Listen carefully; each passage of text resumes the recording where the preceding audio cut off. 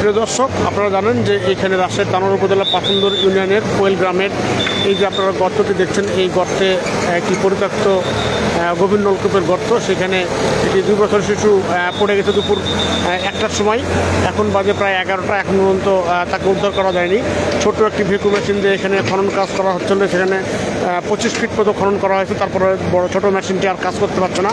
পরবর্তীতে এই মাত্র বড় একটি মেশিন নিয়ে আসা হয়েছে, সেটি দিয়ে এখন খনন কাজ করছে। তো আমরা এই মেশিনের সাথে যারা আছেন, মেশিন যিনি নিয়ে আসছেন, আচ্ছা আপনি একটু বলেন তো যদি কীভাবে এটা খনন করা সম্ভব বা কীভাবে কী করা যায়? আপনার যেটা আছে এর থেকে আপনার আরও 20 ফিট আগে যেতে হবে। আগে যে আপনার এখান থেকে 20 ফিট আগে গেলে একটা গাড়ি থেকে নিচে নামবে, নিচে নেমে কাটিয়ে দিবে, আর আরেকটা গাড়িতে ওখান থেকে তুলতে হবে।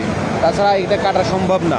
আচ্ছা, কত ফিট খনন করা লাগতে পারে আপনার ধারণা? আপনার যদি এটা 65 হয়, 65 ফিট যদি হয়, তাহলে আমাদেরকে খনন করে এখানে প্রায় 60 ফিট কাটতে হবে। কাটার পরে বাদ বাকিটা আপনার এমনিতে ভেঙে ওখানে দেওয়া যাবে। আর যদি 30 ফিট হয়, তাহলে 40 ফিট কাটবো আমরা। হ্যাঁ, এখানে কতক্ষণ সময় লাগতে পারে আপনি মনে করছেন? যেটা দেখছি আপনার এটাতে প্রায় ধরেন সারা রাত্রিও হয়ে যেতে পারে। সারা রাত্রে হয়ে যেতে পারে? হ্যাঁ, সারা রাত্রি হয়ে যেতে পারে। আচ্ছা, তো মানে এই ছোট মেশিনের কারণে দেরি হচ্ছিল। এখন বড় মেশিনের দ্রুত হবে, মানে দুটো মেশিনই কাজে লাগাতে হবে। হ্যাঁ, দুটো মেশিন। মানে বর্তমানে যে মেশিনটি এখানে আছে, এখান থেকেও কেটে মাটি উপরে তুলতে হবে, তারপরে নিচে থেকে মাটি কাটাতে হবে, এখান থেকে আবার মাটি উপরে তুলতে হবে। এভাবে খনন করতে হবে। 2-3 বারে কেটে উপরে তুলতে হবে। মানে 2-3 বারে কাটা উপরে তুলতে হবে। এভাবে মাটি খনন করতে কত সময় লাগতে পারে? আপনার ধরেন 4টা। কয় ঘন্টা লাগতে পারে? তাহলে এখন থেকে আপনার এখন কয়টা বাজে? এখন বাজে 11টা। 11টা, 12, 1, 2, 3, 4, এটা 5 ঘন্টা। 5 ঘন্টা লাগবে? হ্যাঁ, 5 ঘন্টা লাগবে। তো এই যে গর্ত থেকে যে গর্তে পড়েছে শিশুটা, সেই গর্ত থেকে প্রায় 2 ফিট আপনার দূরে খনন করা হচ্ছে। এর কারণ কি? এর কারণ যেটা যদি বাচ্চা যদি থাকে, তাহলে আপনার ভাঙ্গে যদি মাটিটা ওখানে না যায়, এপারে যদি না আসে। আচ্ছা, হ্যাঁ, ওই কারণেই 2 ফিট দূরে খনন করা। 2 ফিট দূরে খনন করলে আপনারা যখন কত ফিট খনন করার পরে ওইখানকার মাটিটা কাটতে পারবেন আপনারা? আপনার হলো প্রায় 40 ফিট আপনার যেতে হবে। 40 ফিট যাওয়ার পরে ওখানকার মাটি টান দেওয়া যাবে। 40 ফিট কাটার পরে আপনি মাটিটা টান দিতে পারবেন। হ্যাঁ। 40 ফিটের পরে যদি বাচ্চাটাকে না পাওয়া যায়, তখন কি করা যাবে? তারপরে না বিকল্প ব্যবস্থা আপনার আবার এর থেকে বড় গাড়ি নিয়ে আসতে হবে, এসে আরও বেশিক্ষণ খনন করতে হবে। তখন আরো বড় গাড়ি নিয়ে আসতে হবে এখান থেকে। মানে এটা না 40 ফিটের পরে আর কাটা যাবে না এটা দিয়ে? 40 ফিটের পরে এটাতে যাওয়া সম্ভব না। 40 ফিটের পরে এটা দিয়ে যাওয়া সম্ভব না। তো আরো বড় গাড়ি। এটা কত গাড়ি? এটা 5 গাড়ি। এটা 5 গাড়ি। আর যেটা এর আগে কাজ ছিল কত গাড়ি? এটা 3 গাড়ি, ছোট গাড়ি। তাহলে এরপরে এর বড় গাড়ি কি? এরপরে বড় গাড়ি আপনার হলো হয় লং বম লাগবে, আর না হলে 7 গাড়ি লাগবে। লং বম গাড়ির কি কোন ব্যবস্থা তানোরে আছে? তানোরে নাই, রাজশাহীতে আছে। রাজশাহী থেকে ব্যবস্থা করা যাবে? রাজশাহীতে ব্যবস্থা এখন যোগাযোগ করতে হবে সিটি কর্পোরেশনের মাধ্যমে। কিন্তু এখন পর্যন্ত কি সিটি কর্পোরেশন যোগাযোগ করা হয়নি? সিটি কর্পোরেশন যোগাযোগ করেছে আমরা শুনলাম, কিন্তু এখন আর গাড়ি তো আসে পৌঁছেনি। মানে আপনি চাচ্ছেন যে এটা দিয়ে 40 ফিট পর্যন্ত কভার করা যাবে?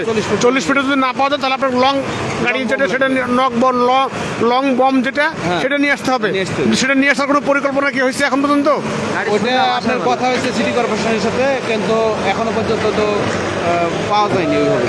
আচ্ছা, প্রিয় দর্শক, আপনারা শুনছিলেন যে এই যে গাড়িটি নিয়ে আসা হয়েছে, এটা 5 গাড়ি। আর এই গাড়ি দিয়ে সর্বোচ্চ 40 ফিট খনন করা যাবে। 40 ফিট খনন করার পরে যদি সেখানে বাচ্চাটাকে না পাওয়া যায় বা উদ্ধার করা সম্ভব না হয়, সেই ক্ষেত্রে লং বম গাড়ি যেটাকে বলছে, সিটি কর্পোরেশন থেকে নিয়ে আসার পরে গাছি এটা দিয়ে খনন করা হবে, এবং তারপরে গাছি এখানে আপনার উদ্ধার কাজ করা সম্ভব হবে। এমনটি এই ভেকু যিনি নিয়ে আসতেন, ভেকু চালান দীর্ঘদিন ধরে এই এলাকায়, তিনি এই কথাটি বলছিলেন। আপনারা শুনছিলেন কি বলছিলেন উনি। তো আমরা প্রত্যাশা করব 40 ফিটের মধ্যে যেন আল্লাহ তাআলা ওনাকে সহি সালামতে জীবিত অবস্থায় আমাদের মাঝে শিশুটিকে ফিরিয়ে দেয়, এমন প্রত্যাশা করবো আমরা, এমন আল্লাহর কাছে দোয়া করছি আমরা। প্রিয় দর্শক, আপনারা শুনছিলেন যে আরও 3 থেকে 4 ঘন্টা বা 5 ঘন্টা সময় লেগে যেতে পারে আপনার 40 ফিট যেতে। 40 ফিট পরবর্তীতে সিদ্ধান্ত পরবর্তীতে আসবে, তখনও আপনাদেরকে আমি দেখানোর চেষ্টা করব। ততক্ষণের সাথে থাকবেন আপনারা। ধন্যবাদ আপনাদের সকলকে। আপনারা একদিকে আরেকটা জিনিস জানাই, এখানে উৎসুক জনতা, প্রচণ্ড উৎসুক জনতার ভিড় এখানে আমরা লক্ষ্য করছি। এখানে উৎসুক জনতার ভিড় সামলাতে পুলিশ প্রশাসন সহ স্থানীয় যারা স্বেচ্ছাসেবক তারা হিমশিম খাচ্ছিলেন। এই মুহূর্তে কিছুক্ষণ আগেই আপনারা জানেন যে কিছুক্ষণ আগে এখানে সেনাবাহিনীর একটি টিম এখানে উপস্থিত হয়েছেন। সেনাবাহিনীর সদস্যরা এখানে উপস্থিত হয়েছেন এবং তারা এই পুরো বিষয়টিকে তাদের নিয়ন্ত্রণে নিয়েছেন।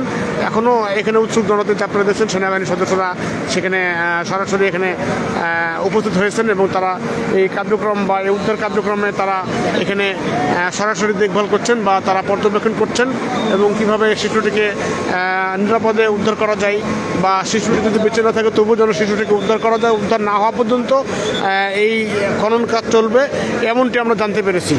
আর এখানে ফায়ার সার্ভিসের 3টি ইউনিট কাজ করছে, আপনারা জানেন রাজশাহী, চাঁপানবাবগঞ্জ এবং তানোরের ফায়ার সার্ভিসের যে ইউনিট আছে সেই 3টি ইউনিট এখানে একযোগে কাজ করছে। সেই দুপুরে 1টা থেকে এই কার্যক্রম ঘটনা ঘটে এবং প্রায় 2-1.5 ঘন্টা পরে এখানে এই উদ্ধার কাজ শুরু হয়। এখন পর্যন্ত উদ্ধার কাজ চলছে, প্রায় 8 ঘন্টা পার হয়ে গেছে। এখন পর্যন্ত উদ্ধার কাজের আপনারা যে শুনছিলেন যে 20 ফিট মতো এখানে খনন করা হয়েছে। আরও 20 ফিট খনন করার পরে নতুন আরও একটি মেশিন নিয়ে আসা হবে, সেটি দিয়ে হয়তো আবারও চেষ্টা করা হতে পারে। তো আমরা প্রত্যাশা করবো যে এই 20 ফিট খননের পরে যেন আমরা এই 40 ফিট খননের পরে যেন আমরা শিশুটিকে অক্ষত অবস্থা পাই। আপনাদেরকে আরও একটা জিনিস জানিয়ে রাখি, এখানে তানোর উপজেলা নির্বাহী কর্মকর্তা নাইমা খান সহ এখানে ধানের যে প্রার্থী মেজর জেনারেল অবসর শরীফউদ্দিন এখানে আসছিলেন তার লোকজন নিয়ে। তার পরবর্তীতে এখানে আসছিলেন জামাতের প্রার্থী, দাঁড়িপাল্লার প্রার্থী অধ্যাপক মুজিবুর রহমানও, তিনিও এখানে আসছিলেন। ওনারা এখানে এসে পরিদর্শন করে গেছেন, এখানকার উদ্ধার কার্যক্রম তারা পর্যবেক্ষণ করেছেন, তারা খোঁজখবর নিয়েছেন এবং তারা এখানে তারা দোয়া করেছেন। আর আপনারা দেখছেন যে এখানে উৎসুক জনতার ভিড়, এই উৎসুক জনতার ভিড় সামলাতে আসলে অনেকটা সমস্যা হচ্ছিল এবং এই খনন কাজ অনেকটা বাধাগ্রস্ত হচ্ছিল। সেনাবাহিনী, আপনারা দেখেন চারিদিকে সেনাবাহিনী এখানে অবস্থান নিয়েছে উদ্ধার কাজের জন্য। তারা সেনাবাহিনী এখানে অবস্থান নিয়েছে, কিছুক্ষণ আগে এখানে আসছে, আপনাদেরকে দেখাচ্ছি। এখানে সেনাবাহিনী এখন পুরো এলাকাটাই তাদের নিয়ন্ত্রণে নিয়েছেন এবং শিশুটিকে উদ্ধারের জন্য সর্বাত্মক চেষ্টা চালাচ্ছেন। ধন্যবাদ সবাইকে।